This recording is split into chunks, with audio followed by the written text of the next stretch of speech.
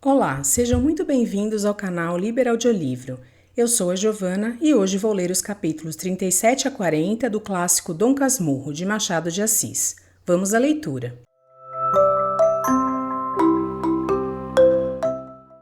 Capítulo 37. A alma é cheia de mistérios. Padre Cabral estava esperando há muito tempo? Hoje não dei lição, tive férias. Expliquei-lhe o motivo das férias. Contei-lhe também que o padre Cabral falara da minha entrada no seminário, apoiando a resolução de minha mãe, e disse dele coisas feias e duras. Capitu refletiu algum tempo e acabou perguntando-me se podia ir cumprimentar o padre à tarde em minha casa. Pode, mas para quê? Papai naturalmente há de querer ir também, mas é melhor que ele vá à casa do padre, é mais bonito. Eu não, que já sou meia moça, concluiu rindo. O riso animou-me. As palavras pareciam ser uma troça consigo mesma, uma vez que desde manhã era mulher, como eu era homem. Achei-lhe graça e para dizer tudo quis provar-lhe que era moça inteira. Peguei-lhe levemente na mão direita, depois na esquerda e fiquei assim pasmado e trêmulo. Era a ideia com mãos. Quis puxar as de Capitu para obrigá-la a vir atrás delas, mas ainda agora a ação não respondeu à intenção. Contudo, achei-me forte e atrevido. Não imitava ninguém. Não vivia com rapazes que me ensinassem anedotas de amor. Não conhecia a violação de Lucrécia. Dos romanos apenas sabia que falavam pela artinha do padre Pereira e eram patrícios de Pôncio Pilatos. Não nego que o final do penteado da manhã era um grande passo no caminho da movimentação amorosa, mas o gesto de então foi justamente o contrário deste. De manhã ela derreou a cabeça, agora fugia-me. Nem é só nisso que os lances diferiam. Em outro ponto, parecendo haver repetição, houve contraste. Penso que ameacei puxá-la a mim. Não juro, começava a estar tão alvoroçado que não pude ter toda a consciência dos meus atos. Mas concluo que sim, porque ela recuou e quis tirar as mãos das minhas. Depois, talvez por não poder recuar mais, colocou um dos pés adiante e o outro atrás, e fugiu com o busto. Foi este gesto que me obrigou a reter-lhe as mãos com força. O busto afinal cansou e cedeu, mas a cabeça não quis ceder também, e caída para trás, inutilizava todos os meus esforços, porque eu já fazia esforços, leitor amigo. Não conhecendo a lição do cântico, não me acudiu estender a mão esquerda por baixo da cabeça dela. Demais, este gesto supõe um acordo de vontades, e Capitu, que me resistia agora, aproveitaria o gesto para arrancar-se a outra mão e fugir-me inteiramente. Ficamos naquela luta sem estrépito, porque apesar do ataque e da defesa, não perdíamos a cautela necessária para não sermos ouvidos lá de dentro. A alma é cheia de mistérios. Agora sei que a puxava. A cabeça continuou a recuar, até que cansou, mas então foi a vez da boca. A boca de Capitu iniciou um movimento inverso relativamente à minha, indo para um lado quando eu a buscava do outro oposto. Naquele desencontro estivemos, sem que ousasse um pouco mais, e bastaria um pouco mais. Nisto ouvimos bater à porta e falar no corredor. Era o pai de Capitu, que voltava da repartição um pouco mais cedo, como usava às vezes. Abre, Nanata, Capitu, abre! Aparentemente era o mesmo lance da manhã, quando a mãe deu conosco, mas só aparentemente. Verdade era outro. Considerai que de manhã tudo estava acabado, e o passo de Dona Fortunata foi um aviso para que nos compuséssemos. Agora lutávamos com as mãos presas, e nada estava sequer começado. Ouvimos o ferrolho da porta que dava para o corredor interno. Era a mãe que abria. Eu, uma vez que confesso tudo, digo aqui que não tive tempo de soltar as mãos da minha amiga. Pensei nisso, cheguei a tentá-lo, mas Capitu, antes que o pai acabasse de entrar, fez um gesto inesperado, pousou a boca na minha boca e deu de vontade o que estava a recusar à força. Repito, a alma é cheia de mistérios. Capítulo 38. Que susto, meu Deus! Quando Pádua, vindo pelo interior, entrou na sala de visitas, Capitu em pé, de costas para mim, inclinada sobre a costura, como a recolhê-la, perguntava em voz alta. Mas, Bentinho, que é protonotário apostólico? Ora vivam, exclamou o pai. Que susto, meu Deus! Agora é que o lance é o mesmo. Mas se conto aqui tais quais ou 2 lances de há 40 anos é para mostrar que Capitu não se dominava só em presença da mãe. O pai não lhe meteu mais medo. No meio de uma situação que me atava a língua, usava da palavra com a maior ingenuidade deste mundo. A minha persuasão é que o coração não lhe batia mais nem menos. Alegou susto e deu à cara um ar meio enfiado, mas eu, que sabia tudo, vi que era mentira e fiquei com inveja. Foi logo falar ao pai que apertou a minha mão e quis saber por que a filha falava em protonotário apostólico. Capitu repetiu-lhe o que ouvira de mim e opinou logo que o pai devia ir cumprimentar o padre em casa dele. Ela iria à minha. E, coligindo os petrechos da costura, enfiou pelo corredor, bradando infantilmente: Mamãe, jantar, papai chegou! Capítulo 39. A vocação. Padre Cabral estava naquela primeira hora das honras em que as mínimas congratulações valem por odes. Tempo chega em que os dignificados recebem os louvores como um tributo usual, cara morta, sem agradecimentos.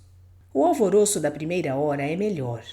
Esse estado de alma que vê na inclinação do arbusto, tocado do vento, um parabém da flora universal, traz sensações mais íntimas e finas que qualquer outro. Cabral ouviu as palavras de Capitu com infinito prazer. Obrigado, Capitu, muito obrigado. Estimo que você goste também. Papai está bom? E mamãe? A você não se pergunta, essa cara é mesmo de quem vem de saúde. E como vamos de rezas? A todas as perguntas Capitu ia respondendo prontamente e bem.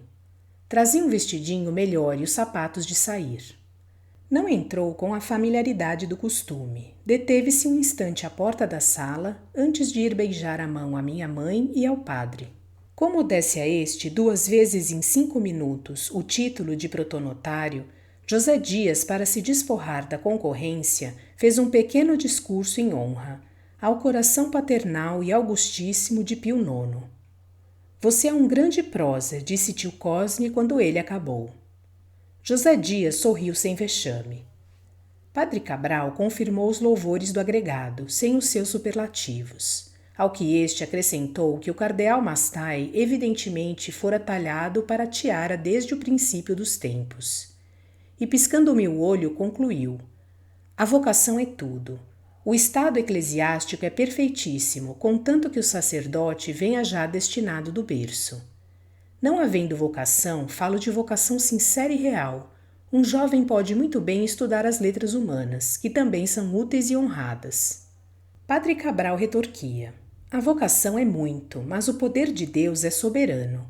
Um homem pode não ter gosto à igreja e até persegui-la, e um dia a voz de Deus lhe fala, e ele sai apóstolo. Veja São Paulo. Não contesto, mas o que eu digo é outra coisa. O que eu digo é que se pode muito bem servir a Deus sem ser padre, cá fora. Pode-se ou não se pode? Pode-se. Pois então, exclamou José Dias triunfalmente, olhando em volta de si. Sem vocação é que não há bom padre, e em qualquer profissão liberal se serve a Deus, como todos devemos. Perfeitamente, mas vocação não é só do berço que se traz. Homem é a melhor. Um moço sem gosto nenhum à vida eclesiástica pode acabar por ser muito bom padre. Tudo é que Deus o determine. Não me quero dar por modelo, mas aqui estou eu, que nasci com a vocação da medicina. Meu padrinho, que era coadjutor de Santa Rita, teimou com meu pai para que me metesse no seminário. Meu pai cedeu. Pois, senhor, tomei tal gosto aos estudos e à companhia dos padres que acabei ordenando-me. Mas suponha que não acontecia assim, e que eu não mudava de vocação. O que é que acontecia? Tinha estudado no seminário algumas matérias que é bom saber, e são sempre melhor ensinadas naquelas casas.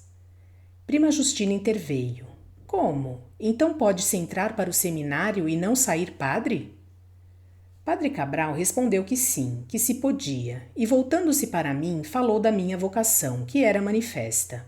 Os meus brinquedos foram sempre de igreja, e eu adorava os ofícios divinos.